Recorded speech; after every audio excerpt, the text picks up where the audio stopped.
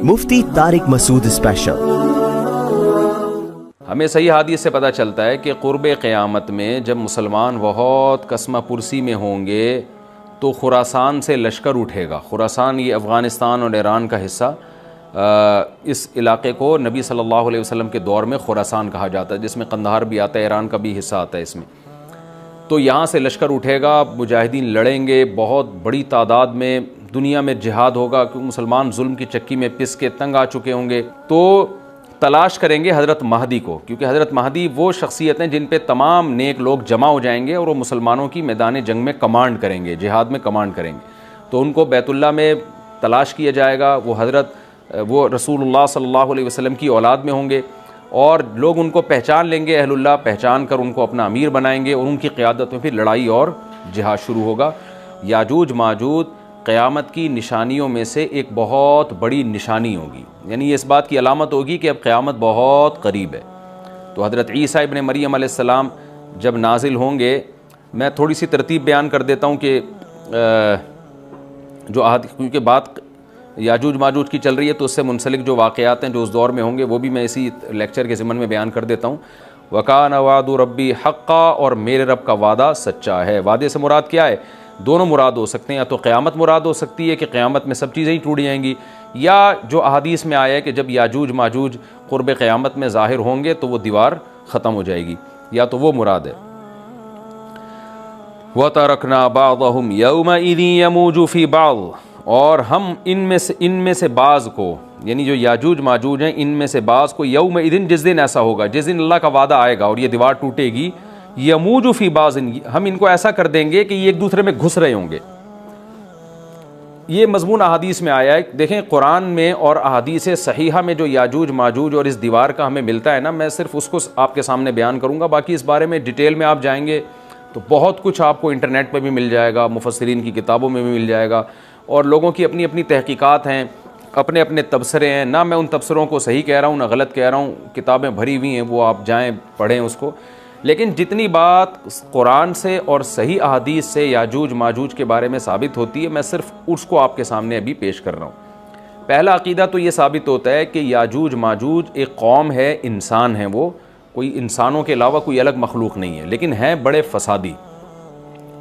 दूसरी बात, ये बहुत कदीम है। ज़ुल्क़रनैन जब गए तो उससे पहले की ये कौम है और ज़मीन में पहले से फसाद मचा रही है, लेकिन बहुत ज़्यादा उनकी कसरत नहीं थी जितनी कसरत क़ुर्ब क़यामत में होगी, क्योंकि नस्ल उनकी बहुत तेज़ी के साथ बढ़ रही है। तीसरी बात यह है कि अल्लाह ने उनको दुनिया के किसी हिस्से में रख के छुपा दिया है। छुपाया इसलिए है कि उनके ज़ाहिर होने का एक टाइम है, और वो है हज़रत ईसा अलैहिस्सलातु वस्सलाम का दौर। हज़रत ईसा इब्न मरियम के दौर में याजूज माजूज ज़ाहिर होंगे।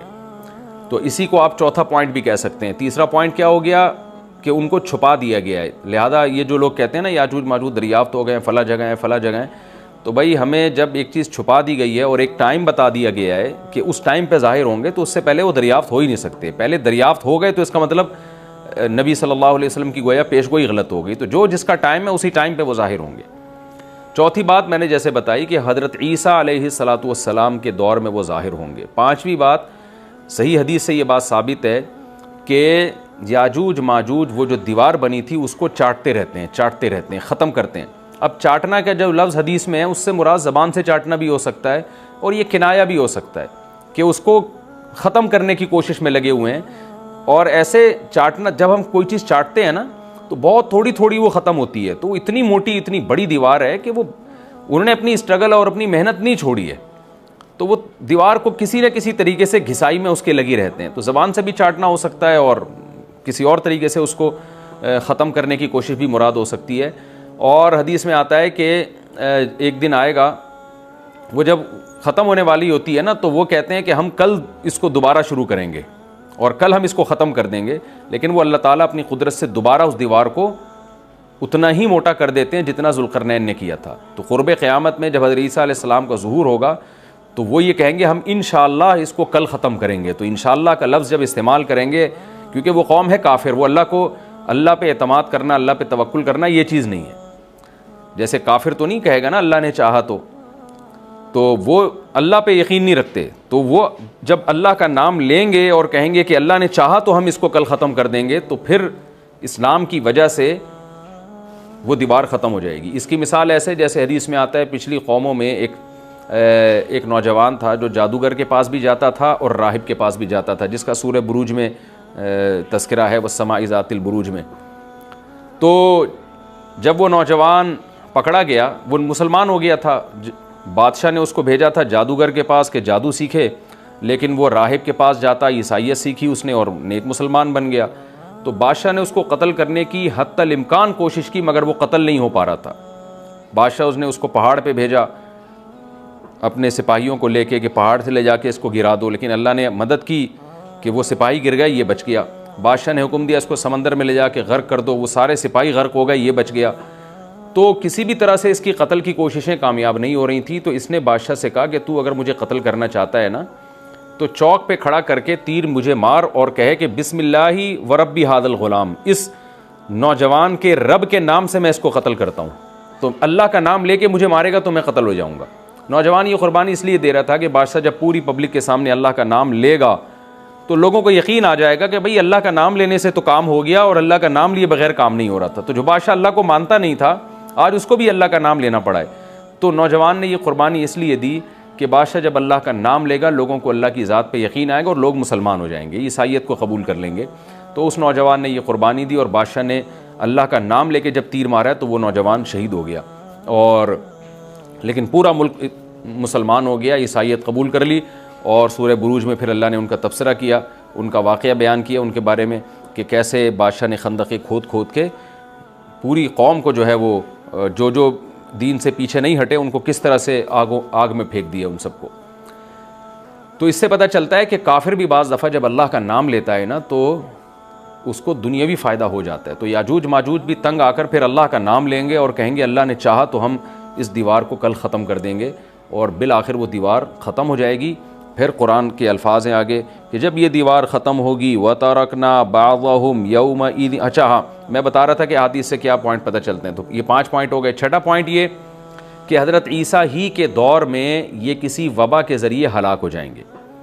हज़रत ईसा अलैहिस्सलातु वस्सलाम ये इतने ज़्यादा होंगे कि इनसे लड़ना मुमकिन नहीं होगा, जैसे कि कुरान में भी आ रहा है व तरकना बाज़हुम यौमइज़ यमूजु फ़ी बाज़, हम इनमें से बाज़ को बाज़ के अंदर घुसा देंगे। इतनी कसरत से एक दूसरे में ही नहीं, अब आबादी की कसरत बहुत होगी इनकी, घुसे हुए होंगे एक दूसरे में, ये जैसे चींटियाँ और मकोड़े होते हैं, तो इनसे लड़ना मुमकिन नहीं होगा। तो हज़रत ईसा अलैहिस्सलातु वस्सलाम लोगों को लेके कोह तूर पे चले जाएंगे और बाकी मुसलमान वो अपने अपने घरों के अंदर बंद हो जाएंगे, और फिर अल्लाह की तरफ से एक वबा आएगी और उस वबा में ये सारे के सारे हलाक हो जाएंगे।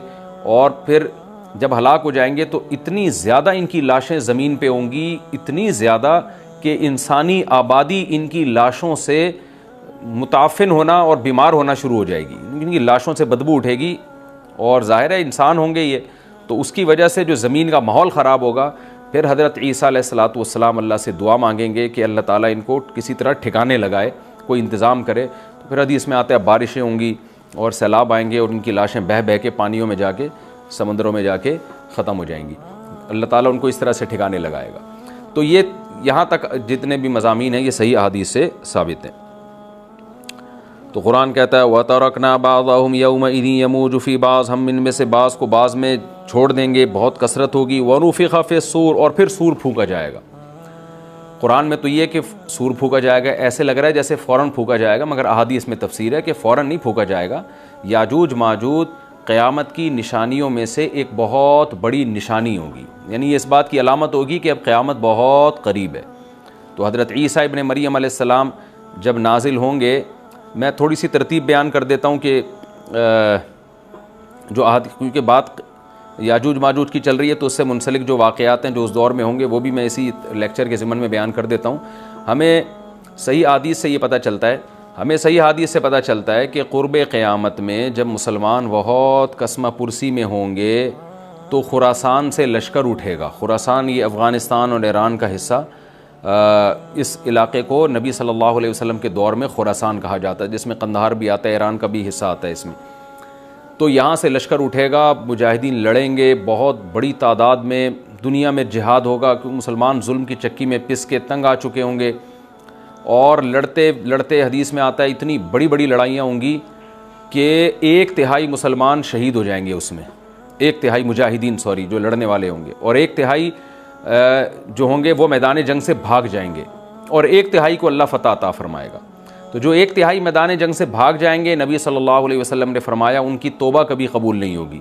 जो 1 तिहाई शहीद हो जाएंगे वो अफजल तरीन शुहदा होंगे उस वक्त के, और 1 तिहाई को अल्लाह ताला गलबा अता फरमाएंगे। एक वाक़या तो हमें क़ुर्ब क़यामत में नबी सल्लल्लाहु अलैहि वसल्लम से ये मिलता है सही हदीस से। दूसरा हमें ये मिलता है कि क़ुर्ब क़यामत ही में मुसलमान कसमा पुरसी का शिकार होंगे, तो तलाश करेंगे हज़रत महदी को, क्योंकि हज़रत महदी वो शख्सियत हैं जिन पे तमाम नेक लोग जमा हो जाएंगे और वो मुसलमानों की मैदान जंग में कमांड करेंगे, जिहाद में कमांड करेंगे। तो उनको बैतुल्लाह में तलाश किया जाएगा। वो रसूलुल्लाह सल्लल्लाहु अलैहि वसल्लम की औलाद में होंगे, और लोग उनको पहचान लेंगे, अहलुल्लाह पहचान कर उनको अपना अमीर बनाएंगे, और उनकी क़यादत में फिर लड़ाई और जिहाद शुरू होगा। और ये लड़ाई जब दिमिश्क में लड़ाई हो रही होगी, तो दिमिश्क में असर की नमाज के वक्त हज़रत महदी, मैंने जो ये कहा कि दिमिश्क में लड़ाई हो रही होगी, मकसद ये नहीं है कि दिमिश्क कोई मैदान जंग बना हुआ होगा, मकसद ये है कि वो मुजाहिदीन का लश्कर दिमिश्क में होगा असर की नमाज के वक्त। लड़ाई चाहे किसी और मैदान में हो रही हो, लेकिन हदीस में हमें दिमिश्क का तस्करा मिलता है। तो दिमिश्क में हज़रत शाम का तस्करा मिलता है, और जो क़राइन हमें मिलते हैं वो दिमिश्क की एक ख़ास मस्जिद है। वो मस्जिद हज़रत मुफ्ती तकी उस्मानी साहब और मुफ्ती रफ़ी उस्मानी साहब ने उसको हाईलाइट भी किया, लेकिन वो यकीनी नहीं है, ये खूब समझे, उन्होंने उसका भी तबसरा किया कि इसके बारे में कोई यकीन नहीं है।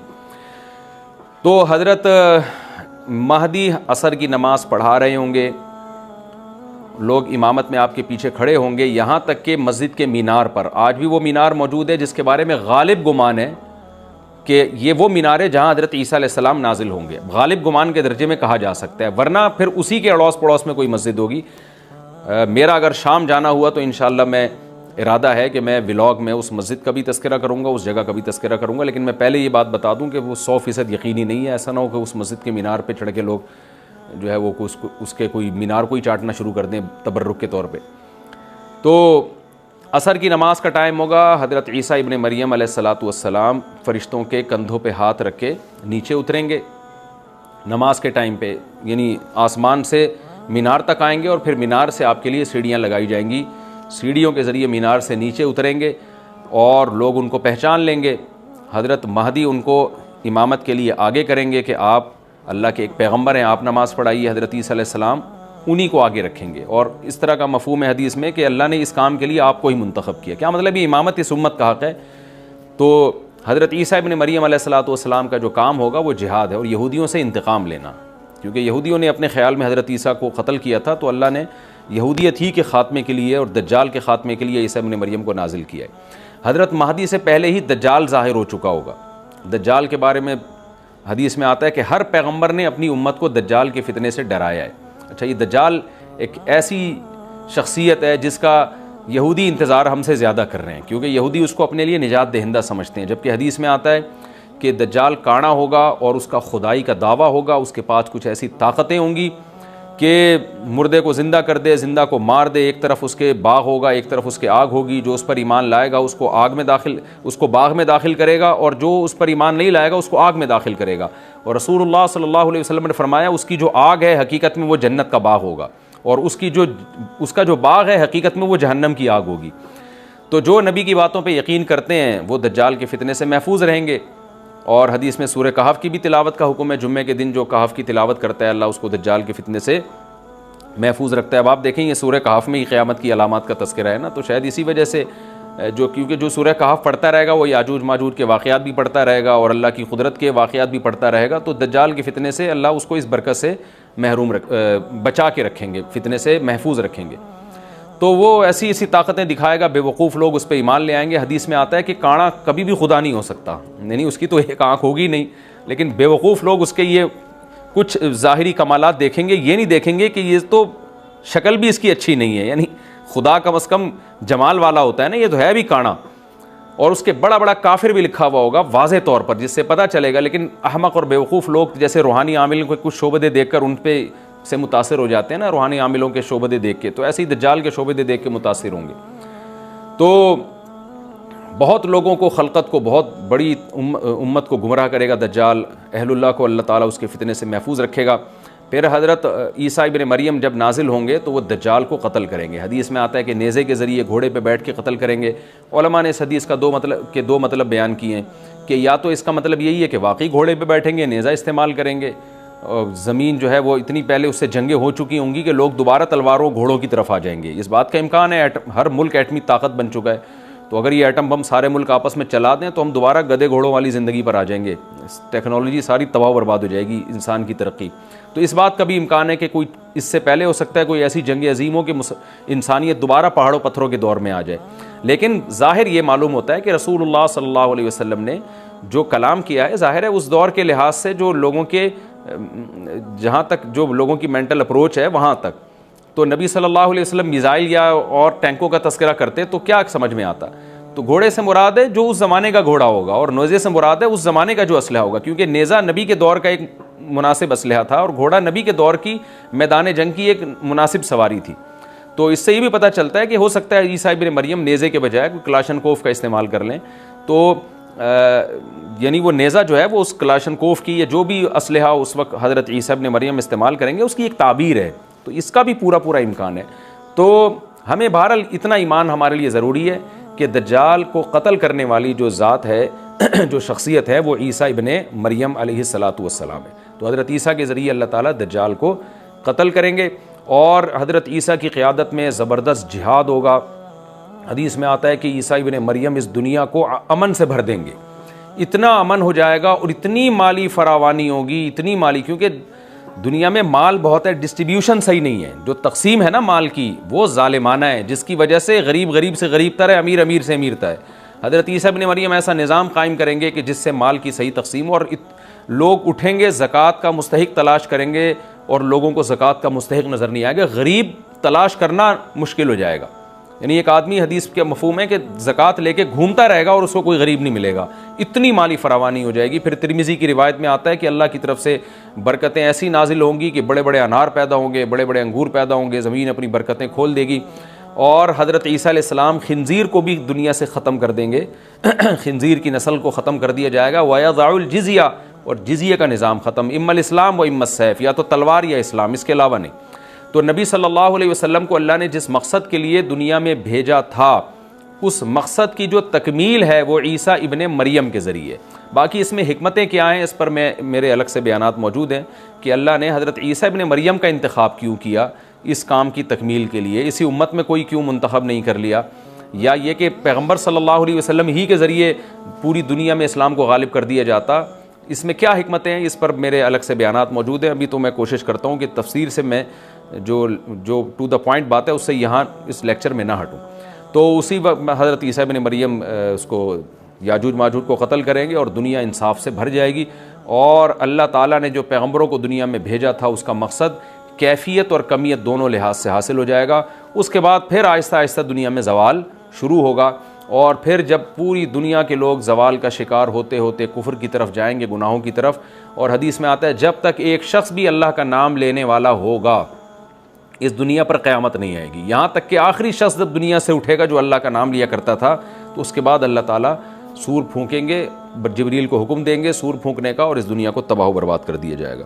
तो आगे कुरान कहता है वनुफ़िख़ फ़िस्सूर, और फिर सूर में फूका जाएगा, फ़जमअनाहुम जमआ, फिर हम इन तमाम इंसानों को जमा कर देंगे, वअरज़ना जहन्नम यौमइज़िन लिलकाफ़िरीन अर्ज़ा, और क़यामत के दिन हम जहन्नम को यौमइज़िन, जिस दिन ऐसा होगा यानी जिस दिन सूर फूंका जाएगा, ये दूसरा सूर मुराद है, लिलकाफ़िरीन अर्ज़ा, काफिरों के सामने पेश कर देंगे।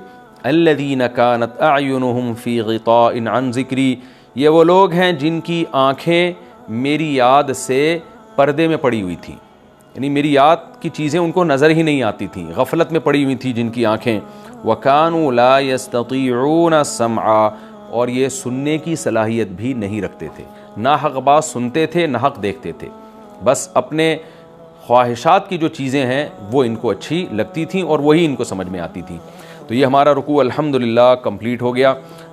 इस रुकू में हमें बहुत सारे असबाक मिलते हैं, मैं नंबरवार उसको मुख्तसरन बयान कर देता हूँ। पहली बात तो ये कि देखें अल्लाह ताला ने कैसे कैसे बादशाह दुनिया में भेजे हैं और कितने पावरफुल बादशाह। हज़रत ज़ुल्क़रनैन का नाम ही कर्न वाला, दो किनारों वाला, ज़मीन के बहुत बड़े हिस्से को हज़रत ज़ुल्क़रनैन ने फ़तह किया। और अल्लाह के नेक बंदे कैसे अल्लाह के रास्ते में लड़ते रहे हैं। तो ये जो लोग बैठ जाते हैं ना, बस इबादत करो और लड़ाई वड़ाई इस्लाम में है ही नहीं, ये दुनिया में कोई भी अक्लमंद इस नज़रिए का हामी नहीं होगा। तो ताकत और क़ुव्वत की इस्लाम में बहुत ज़्यादा अहमियत है। इससे हमें ये भी पता चलता है कि अपने मुल्क की, ख़ास तौर पर इस्लामी मुल्क की जो फ़ौजी क़ुव्वतें हैं, जो फ़ौजी ताकतें हैं, उनकी हमें कदर करनी चाहिए। क्योंकि अगर कोई भी मुल्क अस्करी लिहाज से कमज़ोर हो जाए, क्योंकि अल्लाह ताला तो जो अस्करी लिहाज से ताकतवर कौमें थीं, अल्लाह ने उनका कितना तस्करा किया। हाँ, वो अल्लाह के बागी ना हो। तो इस्लामी मुल्क में कोई भी इस्लामी कंट्री है, चाहे सऊदी अरब है, चाहे पाकिस्तान है, चाहे तुर्की है, कोई भी इस्लामी कंट्री है, उसकी फ़ौज की कदर करनी चाहिए, क्योंकि उसी की वजह से मुल्क का बॉर्डर महफूज होता है। अगर मुसलमान अस्करी लिहाज से कमज़ोर होना शुरू हो जाएं तो काफिर हमें गाजर मूली की तरह काटना शुरू कर दें, इस्लाम दुश्मन क़ुव्वतें हमें खा जाएं, ख़त्म कर दें हमें खा के। तो नेक क़ुव्वतों को अपनी बका के लिए हमेशा से एक असलहे की और ताकत की ज़रूरत रहती है। इसकी अहमियत इस्लाम में बहुत ज़्यादा है। मूसा अलैहिस्सलातु वस्सलाम के बाद कितने बड़े बड़े जंगी कमांडर पैदा हुए। ज़ुल्क़रनैन का अल्लाह ने कैसा तस्करा किया। ज़ुल्क़रनैन की इबादत का कहीं भी तस्करा नहीं, हालांकि वो बड़े इबादत गुजार भी थे। दाऊद अलैहिस्सलाम की इबादत का तस्करा भी है, उनकी तलवार और ताकत का तस्करा भी है। तो अल्लाह ताला जहाँ इबादत का तस्करा करते हैं तो ताकत और क़ुव्वत का भी तस्करा करते हैं। इससे अस्करी लिहाज से अपने आप को मजबूत करने की अहमियत का हमें पता चलता है कि इस्लाम में इसकी बड़ी अहमियत है। तो किसी भी इस्लामी मुल्क की फ़ौज का मोराल किसी भी लिहाज से डाउन नहीं होना चाहिए, और अस्करी लिहाज से वो किसी भी लिहाज से कमज़ोर नहीं होनी चाहिए। और उसको चाहिए कि आइदु लहुम मस्ततातुम मिन क़ुव्वा पर अमल करे, कि कुरान कह रहा है रोज़ बरोज़ अपनी ताकत और क़ुव्वत में इजाफा करने की कोशिश करो। इससे मुस्लिम कौम को कभी भी गाफिल नहीं होना चाहिए, और कोई भी ऐसा काम जिससे मुसलमान क़ुव्वतें और ताकतें कमज़ोर होना शुरू हो जाएँ, इस काम से हमें बचना चाहिए। दूसरी बात हमें ये पता चली कि अल्लाह ताला ने अहले इस्लाम के ज़िम्मे पूरी दुनिया की ज़िम्मेदारी लगाई है, किसी एक मुल्क की नहीं। जितने भी पैगंबर आए हैं, जब वो दुनिया फ़तह करना शुरू की है तो कहीं रुके नहीं है वो कि भाई यहाँ तक, इससे आगे नहीं जाना। उनकी सलाहियत ही ख़त्म हो गई हो, वसाइल ही ख़त्म हो गए हो तो अलग बात है। तो पूरी दुनिया है जिसमें अल्लाह के दीन को गालिब करना है। अब उसका तरीक़ा क्या होगा, ज़ाहिर है जो जिस ज़माने में सूटेबल तरीक़ा हो वो इख्तियार किया जाएगा। तो हज़रत ज़ुल्क़रनैन पहले इंतहाई मशरिक़ की तरफ गए हैं, जहाँ सूरज निकलता है, तो वहाँ से जहाँ से आबादी शुरू हो रही है, और उनका ख्याल था कि अब आगे आबादी नहीं है, तो फिर जाके स्टॉप किया है। मगरिब में भी ऐसे ही, शुमाल में भी ऐसे ही। तो हमें जब देखते हैं कि जब सहाबा कराम ने दुनिया फ़तह करना शुरू की है, तो हमें मुसलमान कमांडरों में भी ऐसे वाक़यात मिलते हैं कि वो इलाके फ़तह करते करते समंदर के किनारे पहुँचे और उन्होंने समंदर को देख के कहा कि तेरे आगे भी आबादी होती ना तो हम अल्लाह का कलमा वहाँ भी बुलंद करते। तो ये दौर था मुसलमानों का, और ये ईसा इब्न मरियम दोबारा फिर वही करेंगे, पूरी दुनिया को फ़तह करेंगे। तो हज़रत ज़ुल्क़रनैन के इस वाक़े से पता चलता है कि पूरी दुनिया की ज़िम्मेदारी अल्लाह ने हमेशा से अहलुल्लाह पे लगाई है, और वो पूरी दुनिया में अल्लाह के दीन को गालिब करने की कोशिश में हमेशा से लगे रहे हैं। तीसरी बात हमें पता चलती है कि असबाब और वसाइल की अहमियत। हज़रत ज़ुल्क़रनैन ने जब इतना पहाड़ों के बीच में इतना यानी लोहे की प्लेटें लगा के, तांबा पिघला के आहनी दीवार बनाई है, तो खुश हुए हैं, हादा रहमतुम मिर रब्बी, ये मेरे रब की रहमत है। तभी तो अल्लाह का शुक्र अदा किया ना, खुशी पे शुक्र अदा किया जाता है। तो इससे ये भी पता चलता है कि साइंस और टेक्नोलॉजी, देखें ये काम टेक्नोलॉजी के बगैर मुमकिन नहीं था। तभी तो उस कौम ने कहा ना ज़ुल्क़रनैन से कि हम पैसे आपको देंगे, लेकिन हमारे पास वो वसाइल नहीं है, वो टेक्नोलॉजी नहीं है हमारे पास। और बज़ाहिर ऐसा लगता है कि इनके पास लोहा भी था, तांबा भी था, क्योंकि हज़रत ज़ुल्क़रनैन अब ये तो नहीं है ना कि ज़मीन के मशरिक़ की तरफ दोबारा लोहा जमा करने गए हों, तो वहीं से जो कुछ होगा निकाला होगा। तो वसाइल इस कौम के पास थे, टेक्नोलॉजी नहीं थी कि उस लोहे को और उस तांबे को पिघला के दोनों पहाड़ों के बीच में प्लेटें कैसे बनानी है और इनको कैसे उनके बीच में तांबा करके कहानी दीवार बनाई है, ये टेक्नोलॉजी इनके पास नहीं थी। तो इससे हमें टेक्नोलॉजी की वैल्यू का भी पता चलता है। आज मुसलमान इसमें भी बहुत पीछे चले जा रहे हैं और इसको मज़हब समझना शुरू कर दिया है, तो ये बात भी गलत है। हज़रत ज़ुल्क़रनैन ने इतनी ताकत और क़ुव्वत का इस्तेमाल किया और इतने ज़बरदस्त तरीके से उस वक्त जो भी उस सूटेबल टेक्नोलॉजी थी उसका इस्तेमाल करके दो पहाड़ों के बीच के रास्ते को बंद कर दिया, और इस पर खुशी मनाई है ज़ुल्क़रनैन ने। ये नहीं कहा कि भाई इससे कुछ भी नहीं होता, असल में तो बस इंसान को चाहिए कि वो अल्लाह अल्लाह किया करे बैठ के, और ये क्या अल्लाह से बस मदद मांगो, अल्लाह ही।